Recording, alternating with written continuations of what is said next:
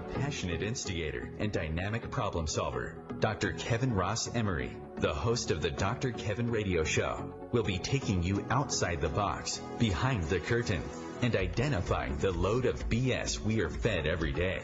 And now, Dr. Kevin.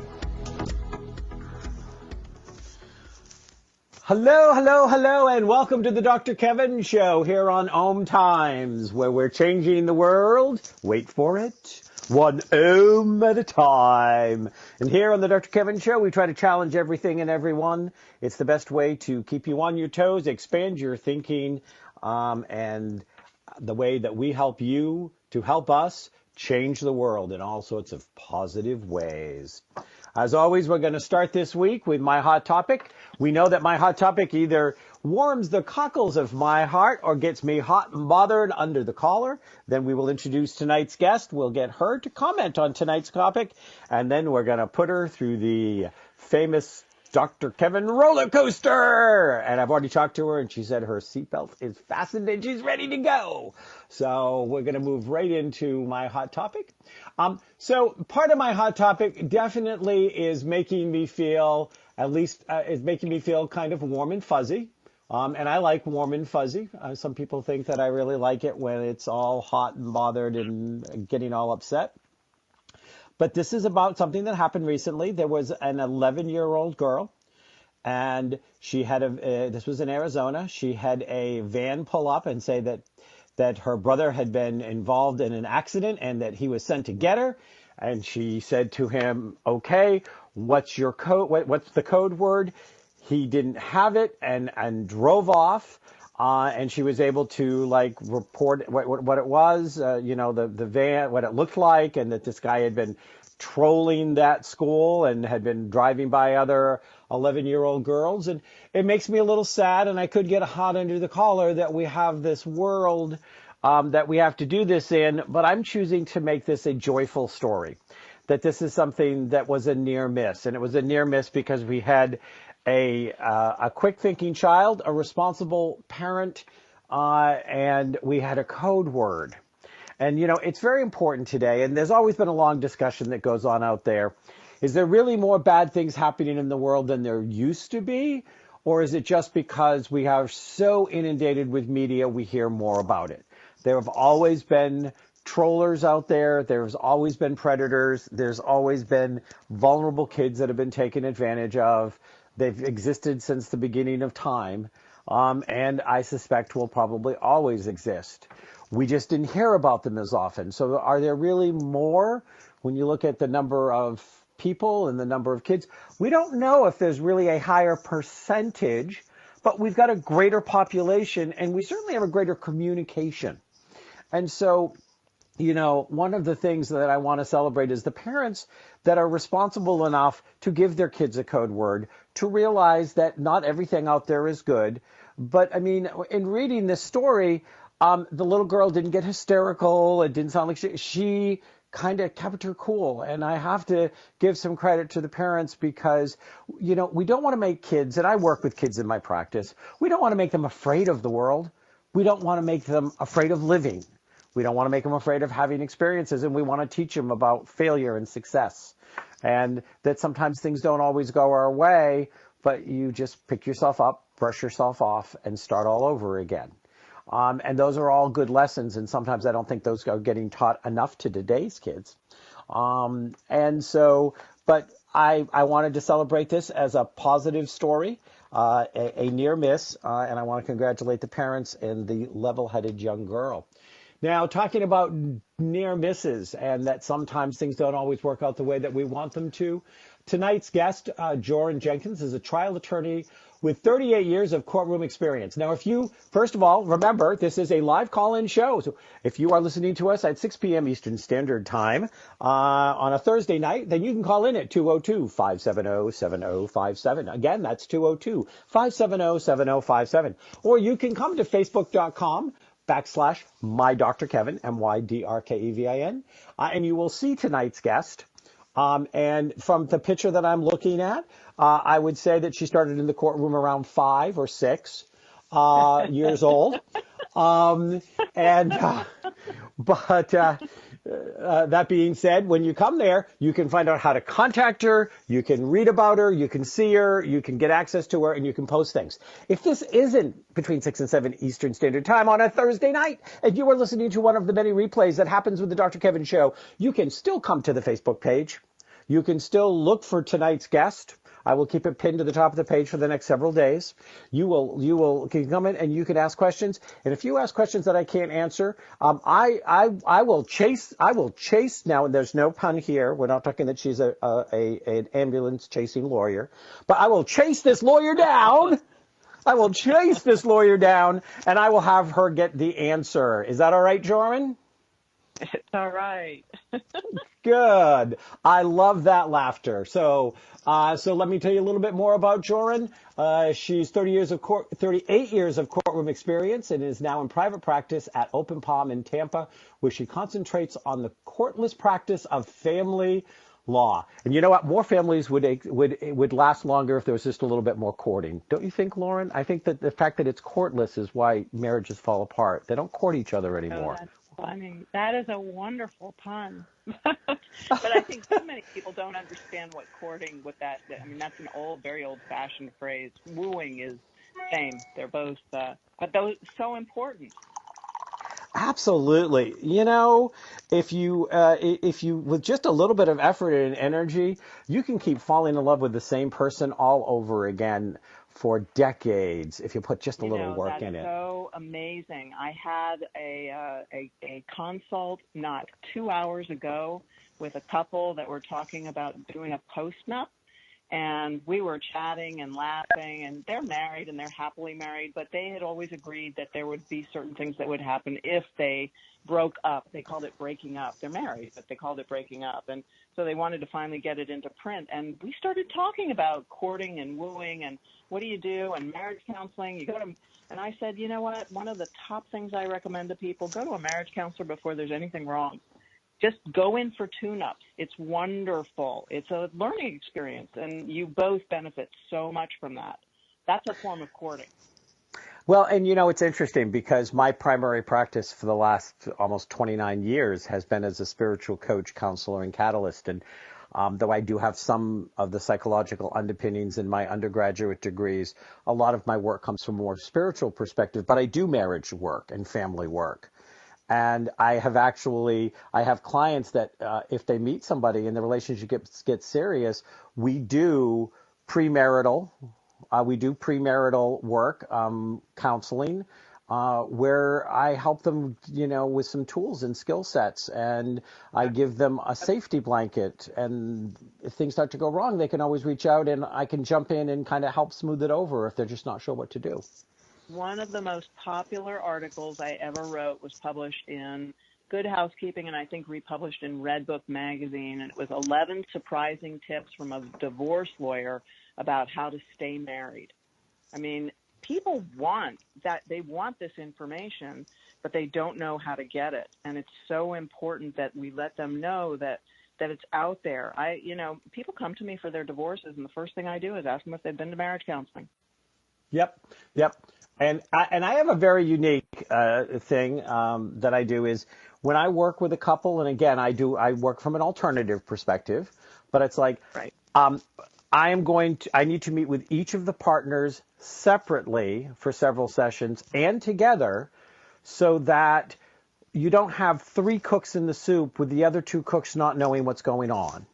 And I think that does interfere. I think that, you know, when you can get person A and person B to have a relationship with somebody that knows what they're doing, then they can bring that into that time with the couple and get so much more done. Right. Not the traditional way of thinking. Yep. No. So Go ahead. No, I was okay. 2 months ago, I said to my husband, we haven't been to counseling lately. And he goes, well, there's nothing wrong. And I said, yeah, but we enjoy going to counseling. Let's go back. So we went back. We went for 4 sessions. And as usual, Dr. Tim said, well, I'm done with you guys. Go away and come see me when there's something wrong. But he didn't really mean it. And we spent some time, and we both, he made some recommendations. We read some books. and we talked about what was in the books. One time I went to Dr. Tim without my husband. One time he went without me. And look, the tweaks were amazing. There were some things that had been bugging me. They weren't even really at the top of my consciousness, but it was amazing. The tweaking was just wonderful, and our relationship has deepened that much more. We've been married 26, 24, 25 years. I'm sorry, I'm the wife. I ought to know this. But I think you can always make it better. And I think that the biggest thing I see in divorces is people who grew apart because one of them was focused on the kids and the other was busy making the money and making sure that everything was okay and taking care of everything. And they grew apart because of that, which is awful. It's just awful. It's not right. If they had been forewarned, they'd have been forearmed like that little girl who knew the code word. Forewarned is forearmed, and you can avoid problems just by preparing for them.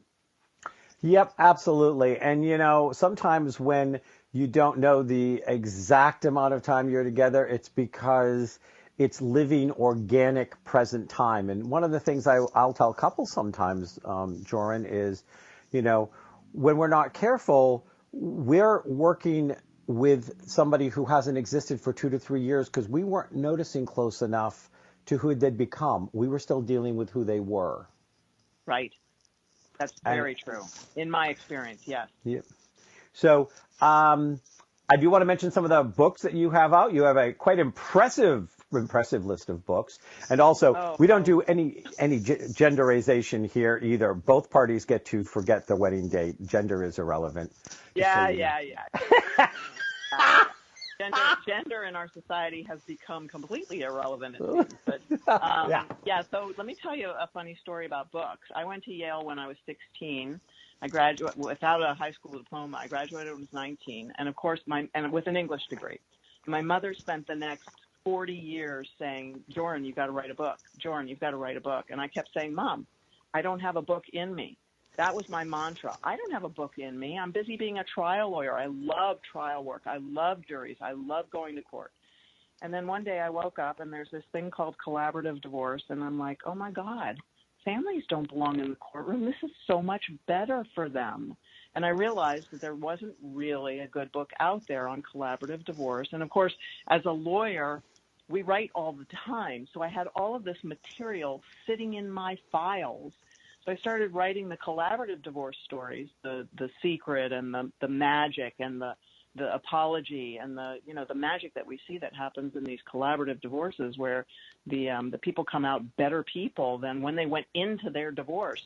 And I pulled together the materials from all my trial cases and I threw it all in a pile and I go, oh, there's a book. And I organized it. And surprisingly, there actually was 2 books. So I have 2 books, which are a series of short stories as well as explanations of what happens in various divorce processes. And then I decided, well, you know what? I really like this writing thing, so I'm going to write a book about how to manage a collaborative law practice. So I got that done. And then I wrote about managing a pro bono collaborative divorce project because I was doing that in my spare time. And then I wrote a book about marketing collaborative practice because nobody is out there marketing this idea that people just haven't heard about. So, which is why I'm here talking to you, Dr. Kevin, because you've given me the opportunity to get the word out. And this is just one of the ways that we do it. Well, I think that it's fabulous that you're getting this word out. And, when I have a couple that comes to me, the very first thing I tell them is, I'm not here to save your marriage. I'm not here to help you end it. I'm here for you to discover what you need to be who you're here to be. And if that is doable in this marriage, then we'll figure out how to make that happen. Oh, that's wonderful. So yeah. I find a little love bit like discernment counseling. People go to some marriage counselors now, I suppose discernment counselors. It's called discernment counseling. They're wondering whether their marriage can be saved, whether they should be talking about divorce. They don't really know. Divorce is the most stressful thing you can ever do to yourself or your family. It's a death, but it's not a death. And it's usually a relocation. And we both know that death and relocation are the top 2 stressors. God forbid you should get divorced at Christmas time, because then you're really laying it on yourself, which, by the way, is what I did. But yes, so divorce is excruciatingly stressful, and discernment counseling helps people discern whether divorce is one of the things they should be thinking about. And it sounds like you do a little bit of that. Yeah, I do. I have a very unusual practice because it's grown organically and it's evolved. One of the things you said that I wanted to comment on is because I also have a TV show, and on my TV show, I'm doing a death through a life series, because life is nothing but a series of deaths, and the more that you can embrace death, the better you can live life, is the whole underpinning. But divorce is a death, because it's the death of a dream. It's the death of a promise. There's always so much, both good and bad baggage we bring in when we say, I do. And, and so you do get to grieve it. The death of a relationship. Yeah. Yep. And you have to grieve it, and you have to look at it as something that is grievable, and recognize that.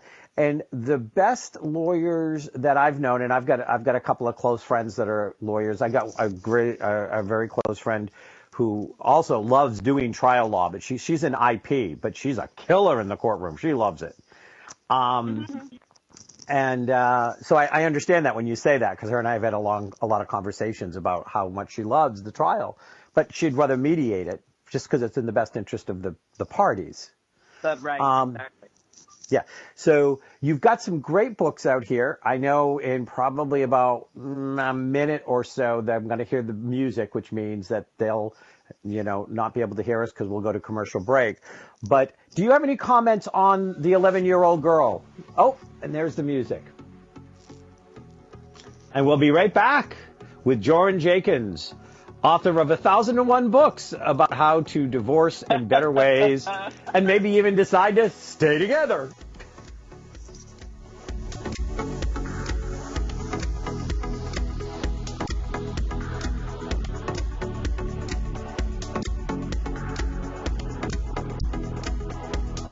Conscious media for conscious minds.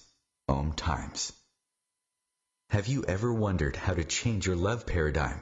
The secret key is finding a love partnership, not just a regular connection. How do you find these? Through conscious relationships. Ascending Hearts Dating is a dating site for people like you that believes in second chances and a different type of spiritual connection. Try Ascending Hearts for free today at ascendinghearts.com and change your love paradigm. Ascending Hearts, the premier dating community for the spiritually awake. Tune in to The Practical Intuitive, Mind, Body, Spirit for the Real World with me, host Robin Fritz, Mondays at 2 p.m. Pacific, 5 Eastern. I'll cover personal and business intuition, animal communication, mediumship, space clearing, past life regression, shamanic insights, energy healing, soul choice, and more, all to help you tap your own intuitive and healing skills. No ifs, ands, or buts. Hi, this is New Age Grammy winner Paul Avgerinos. Thanks for listening to OMTimes Radio, and please support my peaceful healing music with a purchase at iTunes, Amazon, or wherever you shop for fine music. Just put my name into the search engine, Paul Avgerinos. A, V like Victor, G like George, E-R-I-N-O-S. You can also visit me at roundskymusic.com. Thanks for listening, and I'm wishing you the brightest of blessings.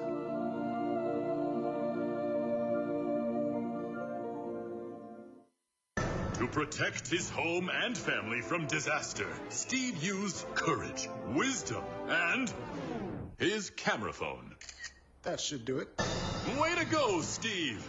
By simply taking digital pictures of his family's important documents, Steve can always have them stored safely online, no matter when disaster strikes. Learn other simple ways to protect your home and family before a natural disaster at ready.gov. That's ready.gov. A message from FEMA and the Ad Council.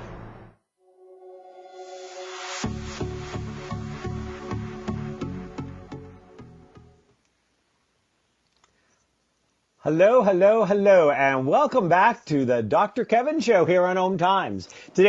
Tonight we have Joryn Jenkins, who was a trial lawyer for over 38 years. She still does some, but she has really moved her practice into doing more of a collaborative divorce. She has a number of books out, and if you would like to find out more about her, come to facebook.com/mydrkevin, MYDRKEVIN. When you come there, make sure you like the page, because I'm a likable guy, even if I have to say so myself, and I do every week.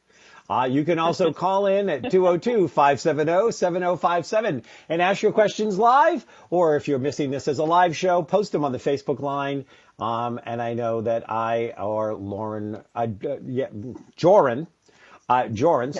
Joryn Jenkins will be happy to get an answer to you. Joryn, so and did you have any thoughts about the story about the 11-year-old girl before we move on? Oh yeah, I mean, I think the most important thing to take away from that story is exactly what I said. Forewarned is forearmed. Forearmed is forewarned. You need to, in any situation, you need to think about what if, and plan for it and prepare for it, and then hopefully it never happens.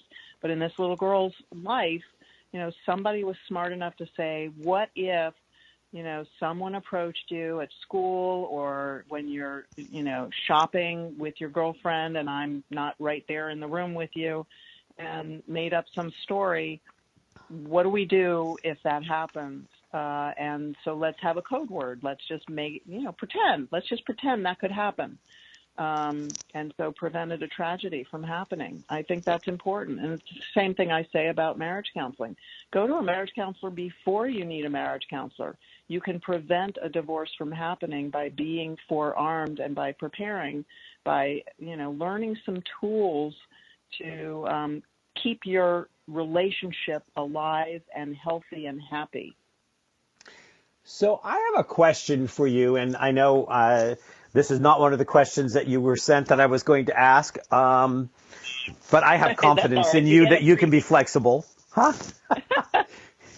So what do you think about this? What do you think about this whole conscious uncoupling thing? Do you think that... It's Go ahead. Funny you ask, because I was just talking about it earlier today. Well, I am a psychic, That's the second thing I picked up from your day. You obviously are, because you've done this twice now in 20 minutes. There's a lot of power in the phrase conscious uncoupling. Let me just, big picture, I've always said that divorce is not just a legal problem. And in fact, divorce isn't even a legal problem if you can take care of the emotional and the financial without recourse to the law. Because basically it becomes a legal problem when two people can't agree. If you two are getting divorced and you can agree on how you want it to happen, then the lawyers don't give a damn what you do as long as it's not illegal. But in today's world, it typically happens to be a legal, financial, and emotional problem. The problem is that if you litigate your divorce, you never handle the emotional aspect of it. You go to war, it gets ramped up, the lawyers inject more and more and more stress into this thing that we've already agreed is the most stressful thing that can ever happen to you, and litigation makes it just that much worse. Conscious uncoupling is not a divorce, as I understand it. It is the unlinking of the emotional tendrils that still connect you. It's a way of addressing that emotional aspect to separation and divorce, which I think is very smart. If you can do it that way, great. If you can't, then I recommend a collaborative divorce. Well, before Gwyneth Paltrow, and I don't know if she's the first one that used the term, but she's the one that made it famous. But before she ever did conscious uncoupling, this had to have been 10 years ago now. We weren't legally married, but I ended a 7-year relationship, so it was a kind of divorce. And it was mutually exclusive. that we had decided that we were really headed in different ways. And I'm going to tell you what we did. We went on a divorce honeymoon. We went to Mallorca. We spent 10 beautiful days together. We remembered why we loved each other. We celebrated all the good times. We ended in a very loving way, and chose that we would always be in each other's lives as good friends and support systems. And we had a divorce honeymoon. And everybody says, "You're crazy. You can't do that." And I'm like, "You can't do that, maybe." But I just did it. And it was beautiful. I'm just thinking, what a better world it would be if people could reach a point where they go, sometimes it just doesn't work. Does it have to end on a battleground? So what do you think of that? I think it's a fabulous idea.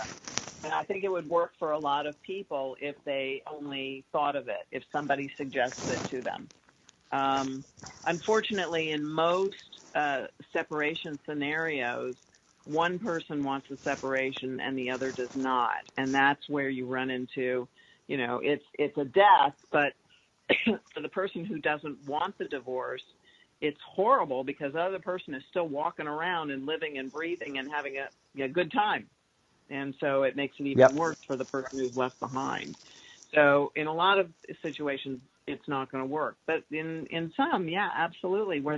And I see those divorces. I do those divorces where the parties have really agreed that they can't get along for one reason or another. They've just grown apart. That's a big, we see more and more of these older divorces. And I'm not talking just, I'm 61 years old. I'm not talking just 60-year-olds. I'm talking 80-year-olds who have decided for one reason or another that they're done with this relationship. They've grown apart. They want to do something else, whether it's be by themselves or find someone that they can spend time with. And it's not so much that they hate each other. It's just that they have agreed that they're going their separate ways. And I do those divorces all the time. Yep, absolutely. And they can be beautiful and they can be meaningful. I've done a divorce ceremony. I had a couple that came to me and said, "We want to do a ceremony. We want you to do a ceremony for us, and we want to invite the key people in our life, and we want to have a divorce ceremony where we give each other back the promise and the ring, and we wish each other well." And it was a beautiful ceremony. When you have time, and I think read the last chapter in my book, War or Peace. It's called The Ceremony. And it happened exactly the way you're describing it. Exactly. There I go again, being psychic. Psychic. They're interchangeable, depending on the day. So, so our number one goal here on the Dr. Kevin Show on Thursday night at 6:30 is to make sure that our guest is having a good time. She had a long, tough day, and she deserves a good time. So so make sure you have your priorities straight here in the Dr. Kevin world. So, Joryn, the first question I always ask after the hot topic, the first official question is always, where do you want to take my listeners outside the box? And frankly, you can do it around divorce. You can do it. I love the Stepmother's Cookbook. You can do it on any topic you want. It's your choice. Where would you like to take my listeners outside the box? Well, I think it's important. I did think about this, and I stick to my first reaction because when I got divorced, I went to a lawyer, and this has been years ago, and I was not doing divorce work. I was doing commercial litigation because I was a trial lawyer. And I went to a lawyer and I said, "I need a divorce." And he said, "Fine, I'll file a petition." And I said, "What? Wait, I didn't have to go to court to get married. What do you mean? I have to go to court to get divorced?" I was beside myself. So I think one of the most important things that I can do for our listeners is get them to an understanding that they should not just blindly trust a lawyer.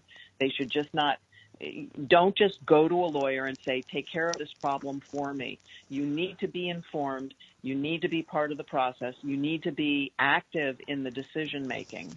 Too many people go to their lawyer and say, "I want a divorce," and then they walk away and trust the lawyer to do it. And what ends up happening is they spend $100,000 for no good reason. Oh, and by the way, so does their wife. or their husband $100,000 because they go to court. Lawyers only know how to go to court. Now, the good lawyers, like your IP lawyer, will say, well, no, we mediate 90% of our cases. And they do, because the judges are now ramming mediation down their throats because everybody has learned that mediation is really a good way of resolving disputes. It will be a while before collaboration catches on, but collaborative addresses not just the legal aspects, but also the financial and the emotional, which mediation does not. And so I recommend the collaborative divorce process. We usually use a team, Dr. Kevin. We usually use a mental health professional and a financial professional, a facilitator who understands body language. That would be the mental health professional, a financial guy who can crunch numbers. In the normal litigated divorce, the lawyers are crunching the numbers and the lawyers are managing the emotions. Well, I'm sorry. Most people listening to this show will immediately say to themselves, wait a second. Lawyers are managing the emotions. Lawyers are crunching the numbers. We didn't go to school for that, but we're doing it anyway because that's how we make our money.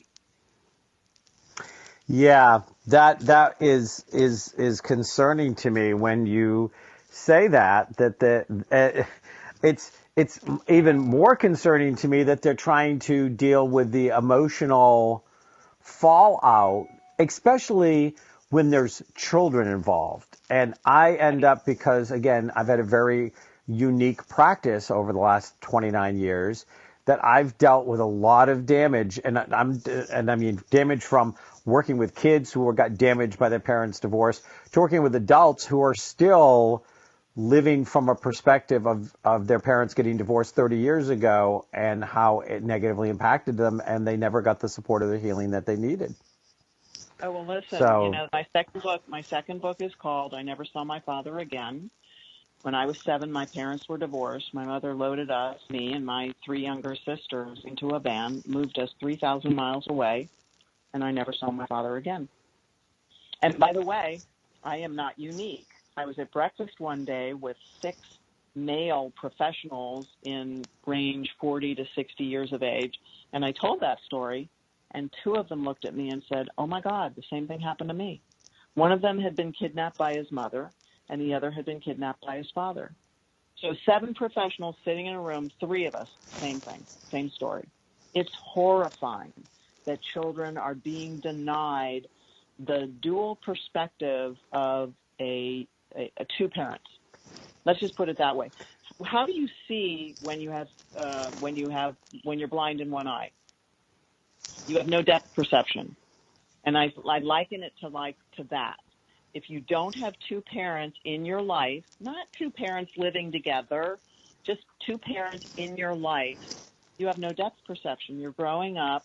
This is why so many, especially girl children who live with their moms, end up being anorexic in their young adulthood. They're anorexic because they're not allowed to disagree with their mom. Now, if they had a dad, the parents would occasionally disagree, and the girl would be taught that disagreement is okay. But they don't learn that perspective. well, and oftentimes what I find is that there is so much of a black and white hat mentality. I'm actually Right. working on a new book myself. I have several books out as well over a number of different topics, and the new book I'm working on has there's a chapter that's called "There is no black and there is no white." It doesn't exist. But when these kids get I always say to the parent if they've got a child that's acting out a lot, and the other parent may be divorced and having a hard and maybe not showing up or not being present or not participating, and then the other parent is doing that by choice, they're going, why are they taking it out on me? And I said, because they trust you're not going to leave. They have to be nice to the other one because they already feel like the other one has already left them, and they're afraid that if they engage in bad behavior, Right. they'll leave them again, Right. and that they may not come back. Yeah. So right. there's so many, there's so many, intricacies in this. And I don't think, and in some states it's true now, but it took a long time for it to happen. I don't think there should ever be a divorce where there are children involved that the children doesn't have a independent representative and and somebody that can help support the transition that they're going through, and that should be part of it. You can't take two people to the table if it's a family of five and think that everybody is getting heard or treated fairly in the exchange. It's interesting that you say that, because I serve very occasionally as a guardian ad litem. And every time I get appointed, I tell the judge, I don't know why you're appointing me. I'm just an attorney. You need a child development expert, a child psychologist. You need somebody who is qualified to represent that child's best interest, to talk to the court about, what's impacting that child's psyche in that particular period of time that the divorce is happening in. I think that's really critical, and it should happen much more often than it does. It usually only happens, at least here in Florida where I'm familiar, it only happens in those cases where the parents are so at odds that they can't even talk to each other, which, of course, is horrifying just to begin with right there.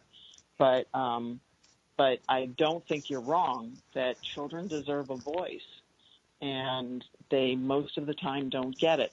In fact, children come to me with one parent or the other, and they're under the impression that when they're 12 years old in Florida, they can decide where they want to live.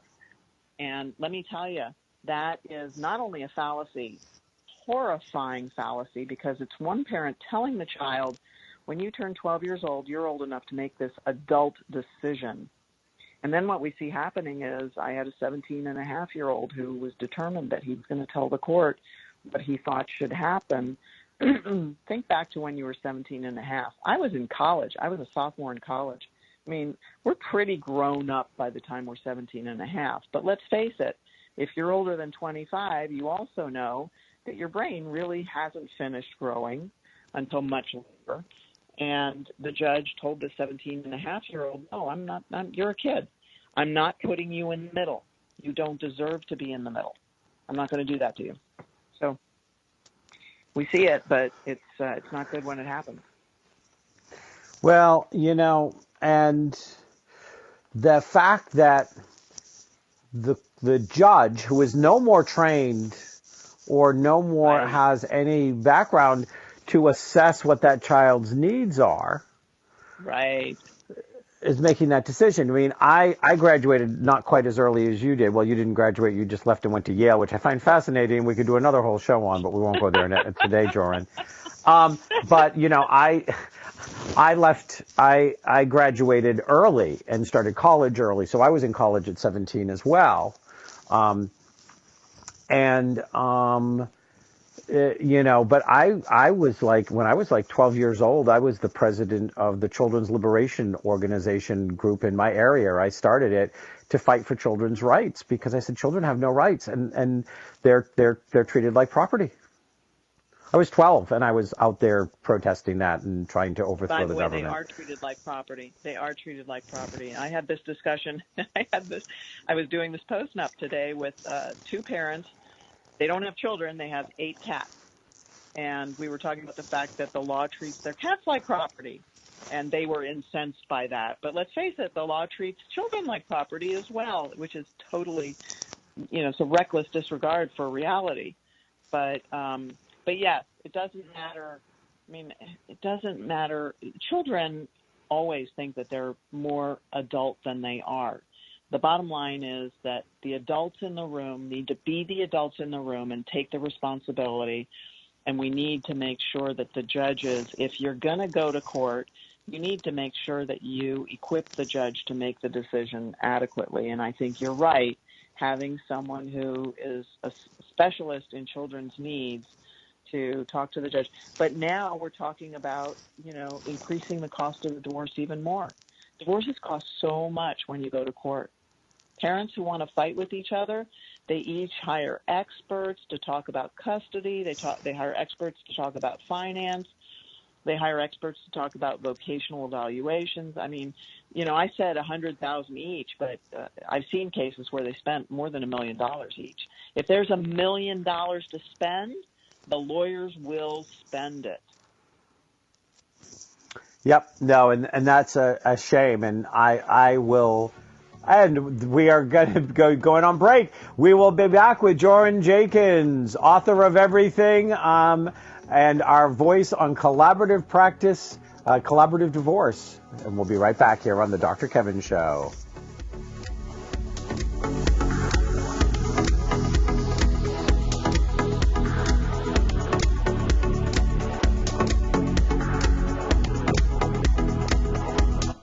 The Real Conscious Connection. OMTimes Radio. IOM FM. The number one reason girls drop out of school in sub-Saharan Africa is lack of access to feminine hygiene products. The Pads for Schoolgirls Project, an outreach of Humanity Healing International, is changing this paradigm by setting up sewing programs at schools, teaching girls a vocational skill, while producing the reusable pads that help keep them attending classes. The girls pay it forward by making and giving pad kits to other girls in need. To learn more, visit humanityhealing.org. Humanity Healing is where your heart is. Hi, I'm Kelly Fox, host and astrologer of The Astrology Show. Each week, I'll give you access to the current transits, which are a valuable tool that provide astrological information to help unlock the potential each of us has. Understanding the stars can help steer us in the right direction to make better informed choices. So if you're wondering what's going to happen in your week ahead, be sure to tune in to The Astrology Show for guidance, Mondays at 9 p.m. Eastern Time.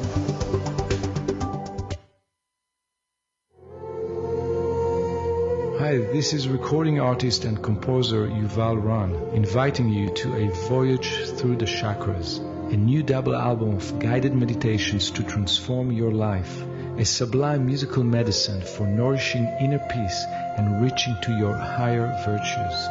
Get it now at metamindfulnessmusic.com, METTA mindfulnessmusic.com. 911, what is your emergency? My kid shot himself. All right, where's the wounds? 911, what's your emergency? Please help. My son shot his brother. 911, what is your emergency? Okay.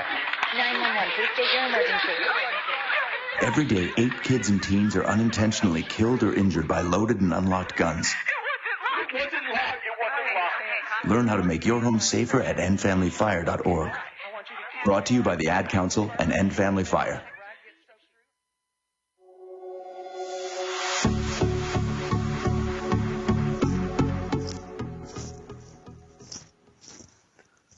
Hello, hello, hello, and welcome back to the Dr. Kevin Show here on OMTimes. We have Joryn Jenkins, author of a number of books, including, I love this, The Stepmother's Cookbook, War or Peace, Avoid the Destruction of the Divorce Court, a free divorce handbook, How to Organize a Collaborative Divorce Pro Bono Project, From Rookie to Rainmaker, How to Grow Your Law Business, just some of the topics. If you want to see all of the different books she wrote, if you want to be able to contact her, then you can come to facebook.com/mydrkevin, MYDRKEVIN. Make sure you like the page. Joryn will tell you I'm a likable guy. Lie, I'll pay you later, Joryn.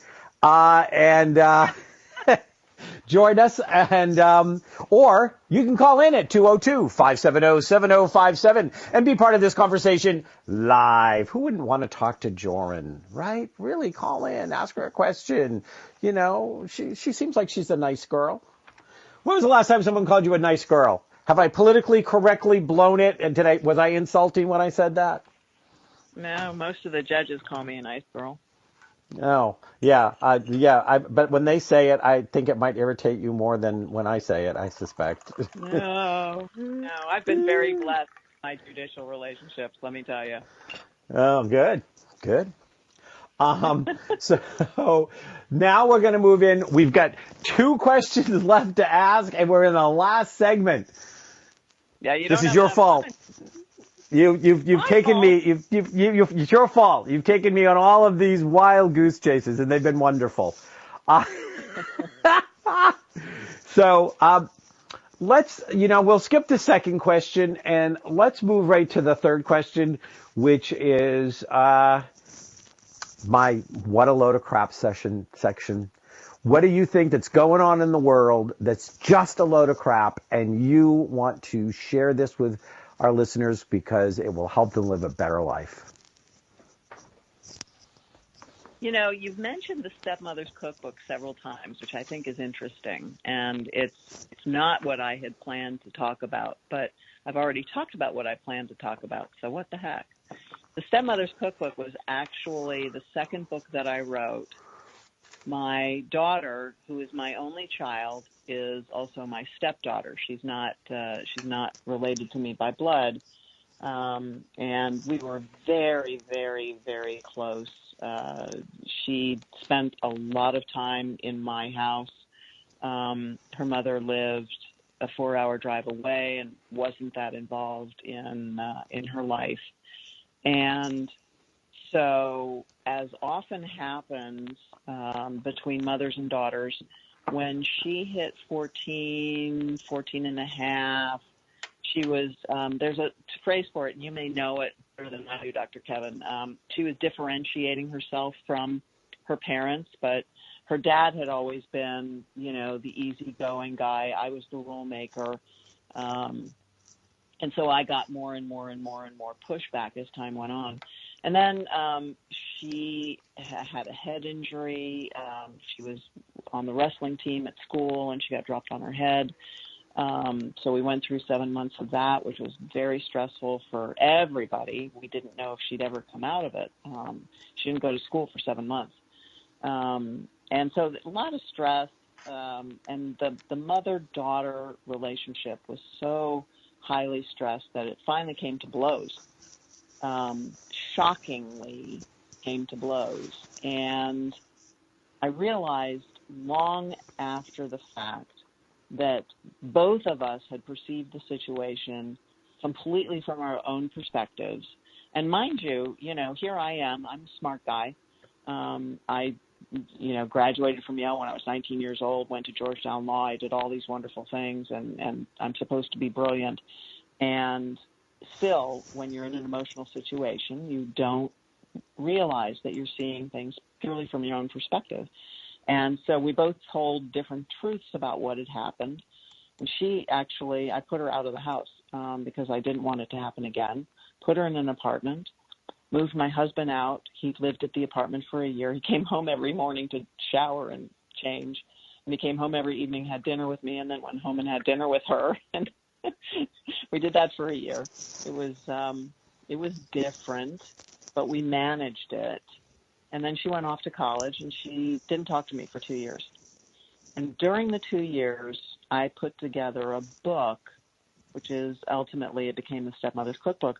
I intended just to collect recipes from her family, my family, her father's family, and her favorite recipes from her friends. When she came and slept over at your house, what was her favorite thing to eat? I talked to their parents. I talked to her uncles and her aunts and everybody I could think of, and I collected the recipes. And as I collected the recipes, I also ended up collecting stories. And stories about the recipes, stories about what happened when she was at their house.